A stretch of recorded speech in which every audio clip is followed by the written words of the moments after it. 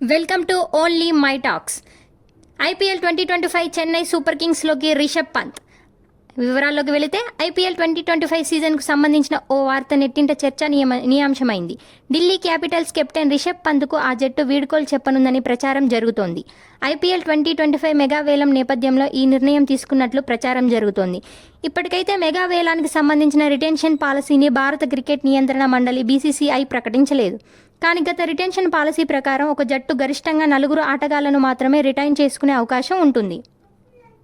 Right to match card కింద వేలంలో ఓ ప్లేయర్ను మాత్రమే తీసుకోవచ్చు. అయితే రిటెన్షన్ పాలసీ విషయంలో ఫ్రాంచైజీలు బీసీసీఐ ముందు వింత డిమాండ్లు పెట్టినట్లు కూడా వార్తలు వచ్చాయి. గరిష్టంగా 8 మంది ఆటగాళ్లను రిటైన్ చేసుకునే అవకాశం ఇవ్వాలని ఫ్రాంచైజీ ఓనర్లు డిమాండ్ చేసినట్లు తెలుస్తోంది.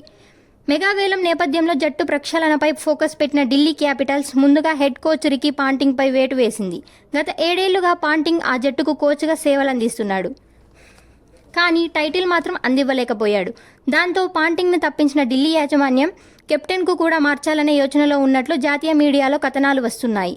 ఒకవేళ పంత్ను ఢిల్లీ వదులుకుంటే అతన్ని తీసుకోవాలని చెన్నై సూపర్ కింగ్స్ భావిస్తుందట. ధోని వారసుడుగా అతన్ని జట్టులోకి తీసుకోవాలనే ప్రణాళికలు రచిస్తున్నట్లు ప్రచారం జరుగుతోంది. మహేంద్ర సింగ్ ధోని ఈ ఏడాది ఐపీఎల్కు వీడ్కోలు పలుకుతాడని అంతా భావించారు. కానీ అతను ఎలాంటి ప్రకటన చేయలేదు.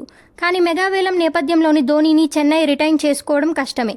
ఈ క్రమంలోనే ధోని స్థానాన్ని పంత్తో భర్తీ చేయాలని సీఎస్కే భావిస్తోందట.